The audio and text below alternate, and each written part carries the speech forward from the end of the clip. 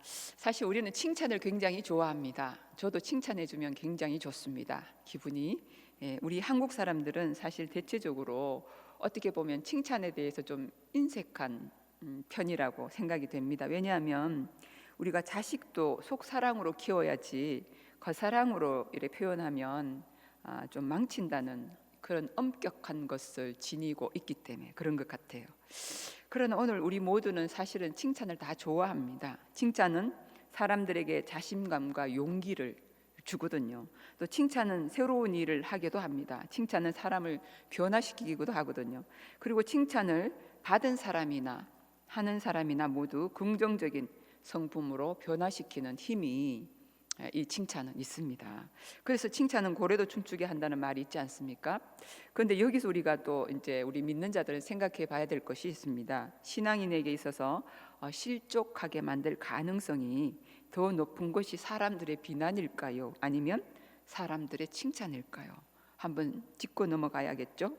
사단은 우리가 다른 그리스도인들보다 경건하고 우월하다고 믿도록 만들거든요. 이것이 사단이 즐겨 사용하는 덫입니다. 우리들이 하나님을 향해서 새롭게 발걸음을 내디딜 때마다 사단은 우리 귀 속에 이런 말을 속삭입니다. 하나님은 너를 굉장히 자랑스러워 하신다. 너는 정말 대단한 존재야. 너처럼 하는 이가 없어 라고 속삭이거든요. 이런 속삭임에 넘어가서 우리들이 그래 맞아, 내가 생각해도 내가 그런 것 같아. 굉장히 열심이고 나는 서 있는 것 같아 라고 생각하고 말하는 순간 그것으로 이제 끝인 거죠. 오늘 본문은 주님을 따르는 사람들의 각오와 자세에 관한 주님의 교훈을 계속하고 이어가고 있거든요. 예수님께서 예루살렘으로 발길을 돌리자 많은 사람들이 그 뒤를 따랐습니다. 예수님의 인생 중에 가장 큰 인기를 누릴 수 있는 그 시기였거든요. 그래서 오늘 본문 1절에 보면 그와 함께 큰 무리가 동행했다 이렇게 표현하고 있습니다. 이들은 또 예수님이 무슨 말씀을 하실까 어느 때보다도 예수님의 말씀에 귀를 기울이고 있었습니다. 예수님은 이처럼 좋은 상황을 어떻게 이용하셨을까요? 지도자라면 이러한 때를 어떻게 이용할까를 생각하는 법인데 예수님은 그럼 이 기회를 어떻게 활용하셨을까? 이들의 호기심을 자극하기 위해서 기적을 행할 것인가? 그들의 충성심을 자극하기 위하여 특별한 격려를 하거나 은사를 베풀 것인가? 그러나 그와는 반대로 주님은 아주 어려운 이야기를 그들에게 하셨습니다. 오늘 읽은 말씀 26절, 27절 말씀입니다. 제가 읽어드릴게요. 무릇 내게 오는 자가 자기 부모와 처자와 형제와 자매와 더욱이 자기 목숨까지 미워하지 아니하면 능히 나의 제자가 되지 못하고 누구든지 자기 십자가를 지고 나를 따르지 않는 자도 능히 내 제자가 되지 못한다. 이런 말씀을 하셨어요. 이 말을 듣고 예수님을 따르던 큰 무리들은 제 생각에 아마 다 도망갔을 것 같아요. 아니 예수님께서 이들을 도리어 쫓아 버리셨다고 해도 과언이 아닐 것 같습니다. 그리스도께서는 값싼 초대나 값싼 제자의 각오에는 사실 관심이 없으셔요. 많은 경우 주님의 사람으로 부름 받았을 때 하나님의 의에 주어지는 큰 특권과 유익을 받아들이는 것입니다. 거기에는 영원한 특권과 유익이 있지만 구원과 주님을 따라간다는 것은 그것보다 더 많은 것들을 포함하고 있습니다. 즉 큰 대가와 많은 희생 또한 필요로 한다는 거죠. 예수 그리스도를 따르거나 따르려는 사람들은 모두 그 궁극적인 어떤 대가를 치릅니다. 그리스도를 따르기 위해 치러야 할 그럼 그 대가가 무엇일까요? 이것이 바로 오늘 본문에서 가장 중요한 주제입니다. 신약 성경에는 주님을 따르는 삶, 즉 제자의 삶에 있어서 그런 교훈과 의미로 가득 차 있거든요. 우리 주님께서는 가장 중요한 시기에 언제나 강조한 말씀이 이에 관한 말씀이었습니다. 그러나 예수님의 시대에 가장 또 인기가 없었던 말씀이지 않았을까라는 생각도 되어집니다. 오늘날에도 주님의 말씀 중에 제일 인기가 없고 환영받지 못하는 말씀도 제자로서 이렇게 살아야 됩니다라는 말씀이 하니까 한번 말씀을 준비하면서 그런 생각이 들었습니다. 현대인들은 옛날보다 조금 더 이기적이고 자기를 더 사랑하고 쾌락적이기 때문에 더욱 제자의 자세에 대해서는 점점 무관심해지고 있는 것 같습니다. 물론 따르는 사람들에게 주님께서 이처럼 비장하고 과격한 삶을 말씀하신 것은 시기적인 어떤 특성 때문이었을 것입니다. 예수님의 예루살렘 길을 영광의 길인 줄로 믿는 자들에게 이 길은 십자가의 길이요 그러므로 따르는 이들에게도 고난과 죽음의 길일 수 있기 때문에 예수님께서는 이처럼 비장하게 믿는 자의 삶에 대해서 말씀하신 것 같습니다. 사실 생각해 보면 예수님을 따르는 길이 항상 이처럼 독선적이고 힘들고 어려운 희생만 강요하는 것은 아닙니다. 주님을 따르는 길은 복된 길이요 은혜의 길임이 틀림이 없습니다. 그렇다면 오늘 예수님의 말씀은 어떤 의미를 가지고 있는 것일까요? 주님이 이 제자의 삶에 대해서 말씀하시는 것은 주님을 따르는 사람들이 하나님의 은혜 가운데 살아가기도 하지만 그의 근본 정신은 바로 희생과 헌신의 정신으로 살아가야 한다는 것을 가르쳐 주고자 하신 것입니다.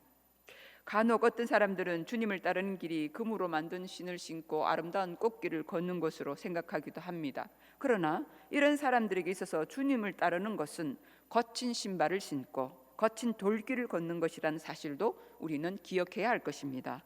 또 예수님을 따르는 길이 넓은 길로만 가는 것으로 알고 있는 사람들은 그 길이 가기 힘들고 땀이 나는 좁은 길이라는 사실 또한 알아야 합니다. 여하튼 제자가 되는 길은 감격적이고 행복하기도 하지만 때로는 대가를 필요로 하며 많은 고통과 역경이 같이 따른다는 거죠. 우리의 삶 속에서 순위를 매긴다면 가족이나 심지어 자기 자신보다도 그리스도께서 첫 자리를 차지하셔야 한다는 의미일 수도 있습니다. 가족이 그리스도를 따르려는 자신의 결심을 반대할지라도 가족보다도 그리스도께서 우선되어야 한다는 그런 의미입니다. 모든 것이 부인되고 그리스도와 그분의 대의에 대한 사랑과 헌신이 우선되어야 한다는 거죠. 우리가 예수님을 따르는 사람으로 살면서 가장 잘못한 것이 무엇입니까? 그것은 하나님의 경쟁자들을 너무 많이 내 속에, 내 주위에 만들어 놓았다는 거죠. 사실 우리들은 하나님 외의 것들이 너무 많이 있습니다. 우리들은 너무 많은 것에 관심을 쏟습니다. 우리 안에서 하나님만이 계셔야 하는데 실상은 그렇지 못하지 않습니까? 우리가 하나님의 경쟁자들을 갖다 버리지 않는 한 하나님께서는 우리 안에서 우리를 통해서 자신의 뜻을 이루어 가시기 힘들 것입니다. 하나님께서 우리들 마음속에서 보이지 않게 은밀히 일하시기를 굉장히 좋아하시거든요. 우리들은 그 광산의 갱도를 따라 깊은 곳에 아마 내려가 본 적도 있을 겁니다. 그러니까 광물을 캐기 위해서 내려간 게 아니고 여행을 하다 보면은 그런 갱도 같은 데를 이렇게 여행 코스로 잡아 놓은 데가 있지 않습니까? 그렇게는 본 적이 아마 있을 겁니다. 그런데 그곳에서 광부들이 석탄이나 금이나 다이아몬드를 캐내지만 그 위에 땅에서 걷거나 그 위의 하늘에서 비행기로 여행하는 사람들은 그 깊은 곳에서 무슨 일이 일어나고 있는지 알 수 없잖아요. 우리들은 땅속 깊은 곳에서 지능을 갖춘 존재들이 광물을 캐내기 위해서 땀 흘려 일하고 있다는 것을 사실은 상상하지 않습니다. 이처럼 하나님도 우리의 속의 깊은 곳에서 일하시기를 즐겨하십니다. 그분은 보이지 않게 은밀히 일하십니다. 하나님의 경쟁자들을 제거하고 그분이 우리 안에 일하시도록 하기만 하면 우리들이 그분을 온전히 따를 수 있는 그런 힘을 주님은 분명히 우리에게 부여해 주실 거란 거죠. 그래서 베드로는 마가복음 10장 28절 이렇게 고백합니다. 베드로가 여쭈하되 가로되 보소서 우리가 모든 것을 버리고 주를 쫓았습니다. 이렇게 고백하거든요. 그럼 여기서 보면 제자의 삶이란 뭡니까? 제자란 배우는 자라는 뜻입니다. 이 단어에는 배운 것을 행하고자 하는 목적을 두고 배우는 사람이란 이런 의미가 있습니다. 그래서 예수님은 내게로 오라 하신 다음에 나를 따르라 이렇게 말씀하셨습니다. 제자란 마음 깊숙이에서 나오는 사랑을 지니고 사는 사람입니다. 세상의 어떤 것과도 비교할 수 없는 차원 높은 사랑을 말합니다. 그래서 오늘 26절 낫게도 봤지요. 물은 내게 오는 자가 자기 부모와 처자와 형제와 자매와 및 자기 목숨까지 미워하지 아니하면 능히 나의 제자가 되지 못한다. 제자는 어떤 면에서 사명을 위해서 어떠한 일이든지 헌신과 희생을 각오하는 자라야 된다는 거죠. 자기 소유물을 자기 것이라고 생각지 않고 언제든지 필요할 때에는 그것을 내놓을 수 있어야 한다는 겁니다. 그래서 우리가 33절에 보면 버린다라는 단어가 나오는데 이거는 포기하다, 주장을 버리다, 작별을 고하다로 확대 해석할 수 있습니다. 주님을 따르는 자들은 세상적인 것과는 작별을 고해야 합니다. 오직 주님만을 위해서 살아가야 합니다. 그래서 어떻게 보면 어렵고 힘든 길입니다. 제자직이 어렵기 때문에 많은 그리스도인들은 제자가 되지 않고 그저 믿는 자로 남아 있기를 원하는 사람들이 아주 많다는 겁니다. 그러나 제자의 길을 걷지 않으면 그리스도 안에 영광이 없다는 것도 우리는 기억해야 합니다. 이처럼 어렵고 힘든 길인데도 이 길을 가도록 강요하시는 주님의 뜻이 있습니다. 이 세상은 영적인 싸움터기 때문에 굉장히 사단과 세상의 악과 우리가 믿는 자들이 싸워야 하기 때문입니다. 구약에 보면 적들은 무장하고 힘을 기르는데 선택된 백성들은 무장되지 않아서 늘 기습을 당하고 조공을 바치고 마침내는 그들에 의해 나라를 잃어버리는 비극을 맞게 되는 것을 우리가 열왕기상하, 역대상하 성경을 보면서 많이 볼 수 있습니다. 그러나 단순히 구약 이스라엘의 이야기만 아니라 오늘 우리 교회의 이야기입니다. 우리의 원수인 마귀가 우는 사자같이 삼킬 자를 두루 찾아 다니기 때문에 세상 속의 그리스도인들은 깨어서 전신갑주로 무장해서 살아가야만 한다는 거죠. 그래야만 영적 전쟁에서 우리가 이길 수 있기 때문입니다. 영적 전쟁에서 진다는 것은 우리의 생명도 잃어버리고 영원한 생명도 잃어버리는 것을 의미합니다. 주님의 제자가 되는 길은 단순히 집을 세우는 것 같은 간단한 일이 아니고 망대를 세우는 일처럼 크고 어렵다고 묘사합니다. 건물을 세우는 사람은 미리 전체적으로 구도와 위치 그리고 설계도를 준비합니다. 그리고 전체적인 비용도 계산해서 건물을 세울 준비를 하지 않습니까?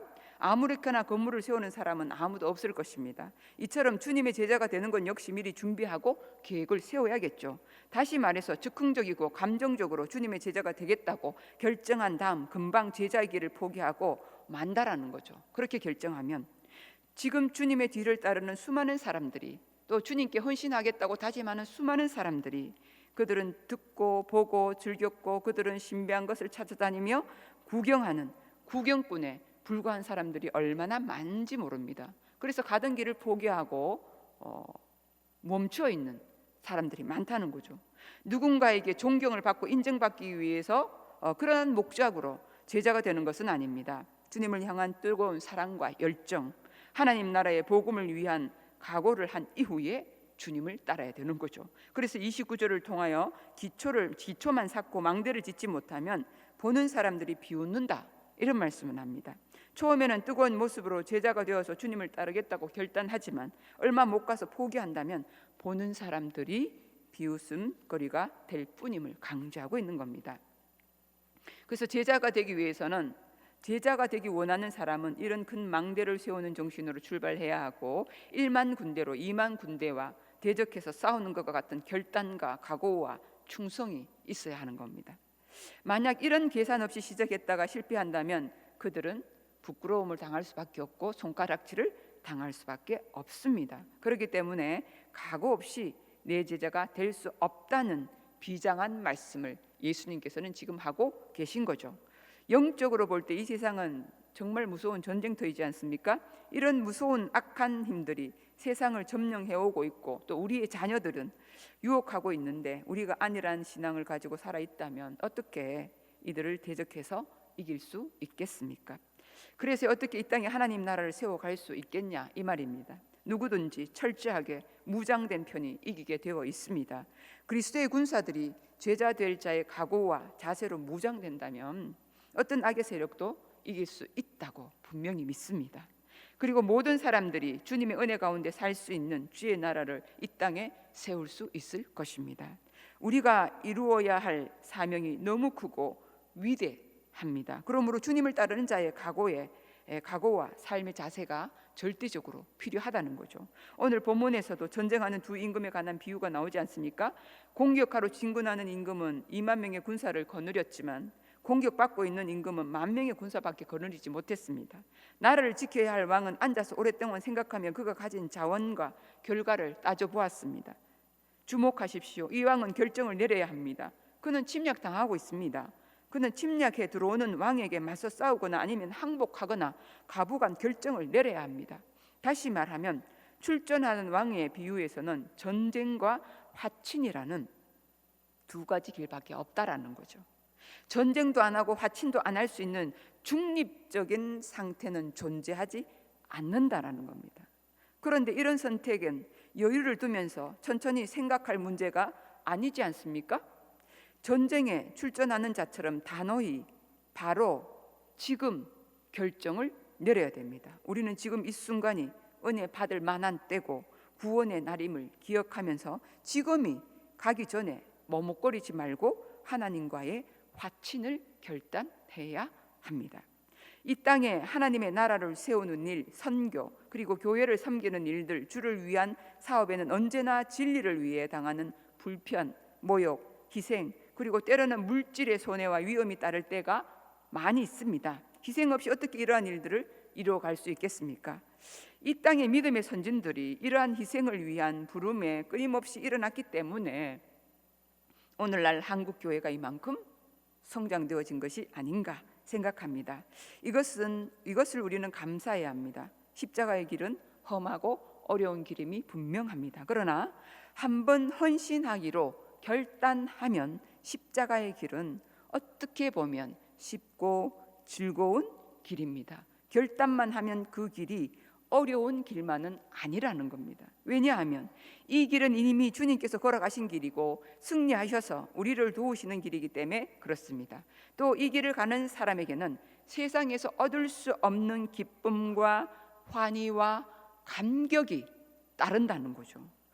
어떻게 생각해 보면 돈을 많이 벌어놓고 돈을 세는 재미와는 비교할 수 없는 기쁨이 있다라는 거죠. 주님의 제자는 주님이 가시는 길이 어떤 길이든지 그 길을 함께 갈 수 있는 사람, 그가 제자가 될 수 있습니다. 귀가 있는 사람은 이 초대에 귀를 기울이시기 바랍니다. 우리들은 영적인 진리를 듣는 쪽을 택해야 합니다. 그러나 그 진리의 말씀을 들을 것인지 아닌지는 우리 스스로 선택을 해야 합니다.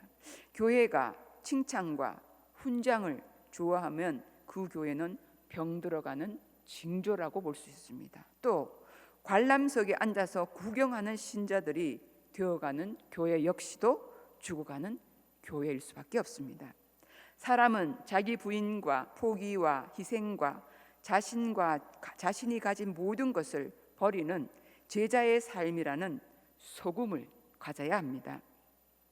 반쪽 마음을 가지고 한 결심은 아무런 가치가 없다라는 거죠.